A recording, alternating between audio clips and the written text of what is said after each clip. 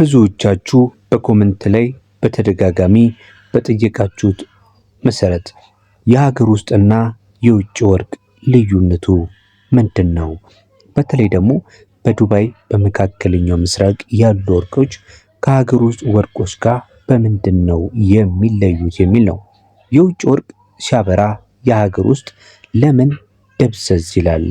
ወይም ደግሞ በማሽን ሲፈተሽ ለምን የተለያየ ውጤት ያሳያል የሚሉ ጥያቄዎች አሉ። እነዚህን የተምታቱ መረጃዎች ዛሬ እናጠራቸዋለን። ወርቅ ከመግዛታችሁ በፊት ማወቅ ያለባችሁንም ዋና ዋና ልዩነቶች እዚህ እናወራበታለን። ተመልካች አድማጮቻችን ቪዲዮውን ለመጀመሪያ ጊዜ ያያችሁ ከሆነ ላይክ በማድረግ ጀምሩት። ለቻናላችንም አዲስ ከሆናችሁ ቻናላችንን ሰብስክራይብ በማድረግ ቤተሰብ ትሆኑ ዘንድ በማክበር እንጠይቃለን። ቀጥታ የምናልፈው ከመልክና ከባህሪ ይሆናል።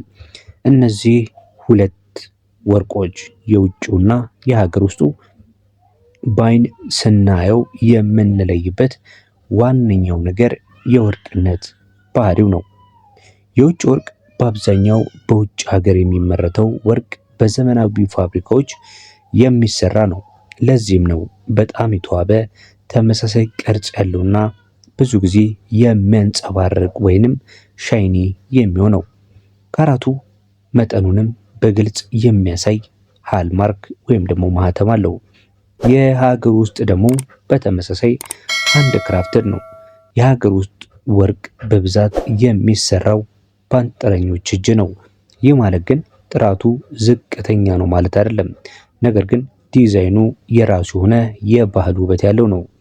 በሜንሽን ካልሆነ በስተቀር የውጭ ወርቅ የሚያሳየውን የመስታወት አይነት አንጸባራቂነት ላያሳይ ይችላል። ሆኖም ንጽህና ወይንም የካራት መጠኑ ከውጭ ከሚመጣው እኩል ወይንም ደግሞ ሊበልጥ ይችላል።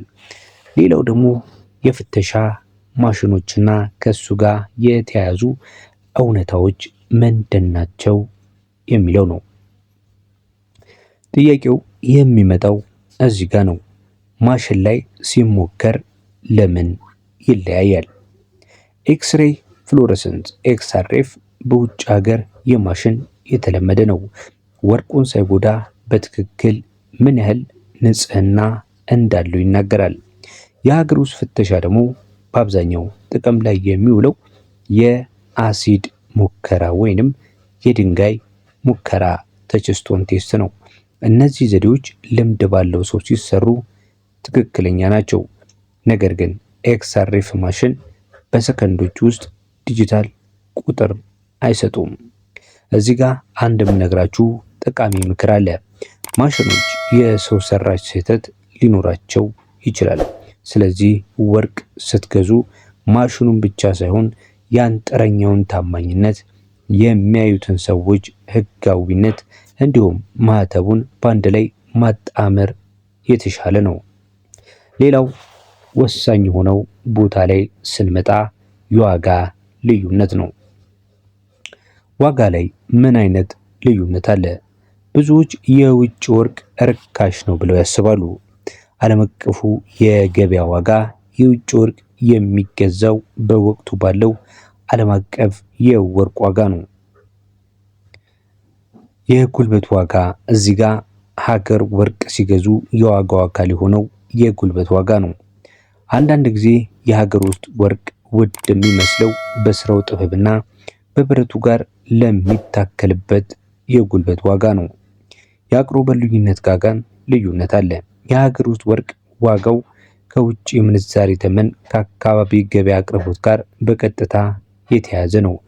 ስለዚህ ዋጋው ሲነጻጸር የጉልበት ዋጋንና የትራንስፖርት ወጪን ግምት ውስጥ ማስገባት አለብን። ስለዚህ በተለምዶ ከሀገር ውስጥ ይልቅ የውጭው ይወደዳል ነው የምንለው። ለዛ ደግሞ ኢምፖርት የተደረገና ሀገር ውስጥ ያለ እንግዲህ የትራንስፖርት አለ፣ የዲዛይን አለ፣ ተጨማሪ እሴት ታክስ አለ። እነዛ ሲጨመሩ ነው የውጭ ወርቅ ከፍ የሚለው ማለት ነው። ነገር ግን በባህሪው የተለየ የዋጋ ልዩነት የለውም። ያው ከትራንስፖርቴሽን ጋር ከሎጂስቲክ ጋር እንዲሁም ደግሞ ከሚጠቀሙት ሃይ ቴክኖሎጂ ጋር በተያያዘ ብቻ ነው ትንሽ የውጭው ከፍ ሊል የሚችለው ማለት ነው። ነገር ግን ከነዚህ ሁለቱ ወርቆች የትኛው ይሻላል ለሚለው መልስ አለን። መልሱ የእርሳ ፍላጎት ነው። ዘመናዊ ዲዛይን ቴክኖሎጂ የታከለበት ከፈለጋችሁ የውጭ ወርቅ አማራጭ ሊሆን ይችላል። ባህልን፣ ጥበብን ከሆነ ደግሞ ፍላጎታችሁ የሀገር ውስጥ ወርቅ አቻ የለውም። እዚህ ጋር የእናንተን ምርጫ እስቲ ኮሜንት ላይ አስቀምጡልኝ። የትኛውን የበለጠ ትወዱታላችሁ? ምክንያቱስ ምንድን ነው ለምርጫችሁ? የሀገር ውስጡን ወርቅ ነው ወይስ ደግሞ የውጭውን ወርቅ? ሌላ የምነግራችሁ ነገር ደግሞ ወርቅ ስትገዙ ሁልጊዜም ደረሰኝ ጠይቁ። የውጭም ሆነ የሀገር ውስጥ ወርቅን በምትገዙበት ሰዓት ላይ ታማኝ ከሆኑ ጌጣጌጦች ቤት ብቻ ይግዙ። ይህ መረጃ ደግሞ ጠቃሚ ሆኖ ካገኙት ለሌሎች ማጋራት አይረሳ። እንደዚሁ ደግሞ በሌላ ጥያቄያችሁ መሰረት ሌላም ቪዲዮ ይዘንላችሁ የምንመጣ ይሆናል። ሀሳብ አስተያየታችሁን ትክክለኛ በሆነ መንገድ ጻፉልኝ።